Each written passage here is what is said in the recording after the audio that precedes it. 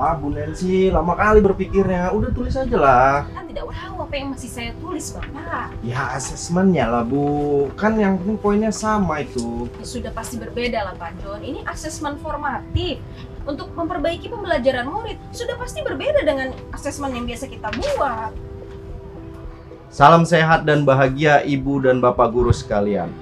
Asesmen merupakan bagian penting dalam proses perbaikan kualitas pembelajaran berbasis proyek.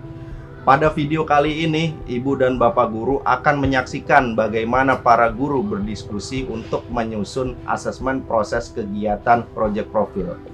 Ibu dan Bapak guru silakan saksikan video berikut. Betul seperti ini, Pak Siku. Kata Pak John seperti ini soalnya. Saya lihat. Ini tidak salah Bu Nancy ya, tapi hanya saja menurut saya ini kurang lengkap.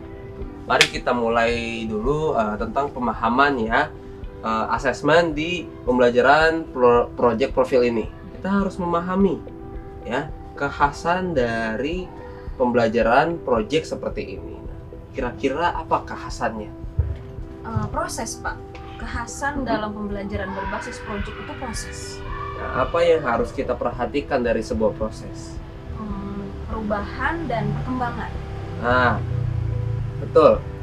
Nah, dalam pembelajaran berbasis proyek seperti project profil ini, kira-kira murid perlu mengetahui perkembangan seperti apa? Perkembangan semuanya, Pak Siku. Menurut saya, murid juga harus memperhatikan perkembangan emosionalnya, rasionalnya, dan kemampuan keterampilannya, Pak. Nah, tepat sekali Bu Nancy. Itu yang dinamakan dengan prinsip holistik, utuh menyeluruh, begitu. Oh, hebat kali Pak Siko dan Bu Nancy ini. Menguasai betul panduannya. Aduh, Pak John. Ya juga, Pak John. Buktinya kita belum bisa menyelesaikan instrumen asesmen ini. Iya.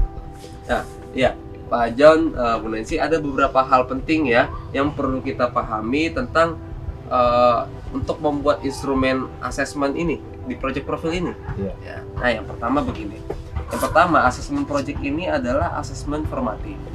Ya, tujuannya adalah mendorong murid untuk terus-menerus melakukan perbaikan. Kedua, dalam asesmen formatif yang kita gambarkan adalah ranah kemampuan murid. Itu yang harus kita buatkan indikatornya seperti itu. Tapi Pak Siko, untuk asesmen project profil ini bukannya hanya untuk menilai perkembangan aspek karakter si murid yang sudah disesuaikan dengan dimensi dan elemen yang diterapkan. Untuk aspek asesmen perkembangan karakter, nah itu kita bisa menggunakan indikator atau kriteria dari dimensi ataupun elemen project profil yang sudah ditentukan. Nah, tetapi untuk melihat perkembangan capaian pengetahuan dan kemampuan, kita mesti bisa menentukannya sendiri. Seperti itu. Begini saja Pak John. Ini rubrik yang kita buat ini berisi catatan perkembangan dimensi dan elemen profil pelajar Pancasila. Nah, kita tambahkan rubrik asesmen untuk melihat ketercapaian kompetensi dan pengetahuan peserta didiknya sesuai dengan teknik asesmennya. Apa harus berkaitan dengan mata pelajaran? Oh, ya enggak juga Pak. Jika memang ternyata dalam proyeknya itu muncul kompetensi salah satu mata pelajaran, ya kita tambahkan saja di rubrik ini.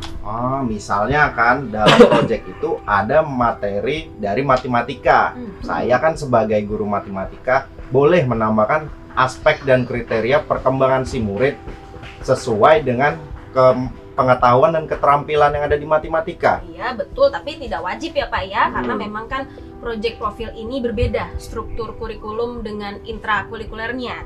Jadi pengetahuan dan kompetensi mata pelajaran tidak wajib dicantumkan di sini. Kayak gitu ya. Udah makin paham aku sekarang. Ah. Berarti kita harus mengikuti seluruh proses proyek si murid. Oh iya, harus.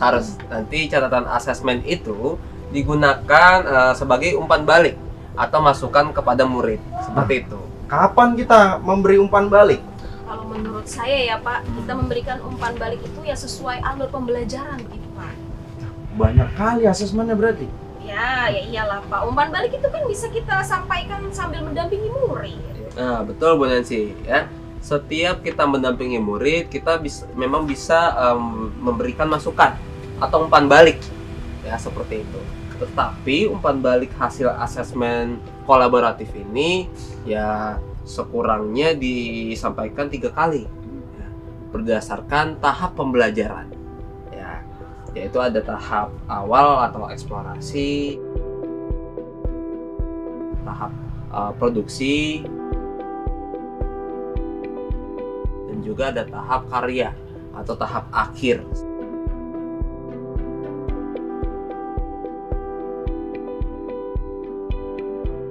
Ada pula namanya asesmen kolaboratif.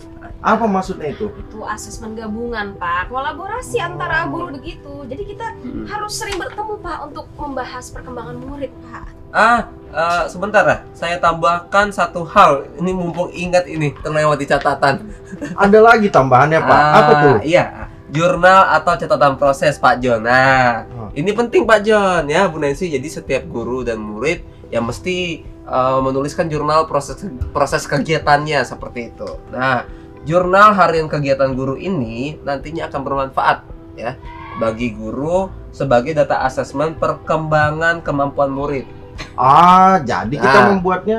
Taruh dulu Pak John. Nah, jangan lupa juga dalam membuat instrumen asesmen, murid juga harus dilibatkan. Nah, supaya dari awal murid paham perkembangan kemampuan apa saja ya yang perlu diperhatikan seperti itu.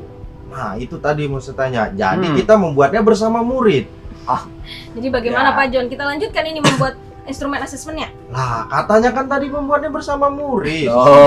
Ya. Kita buat dulu kerangkanya, Pak. Seperti Pokok-pokoknya. itu. Supaya lebih mudah mendiskusikannya nanti dengan murid. Oke, ayo lanjut. Ayo. Ya.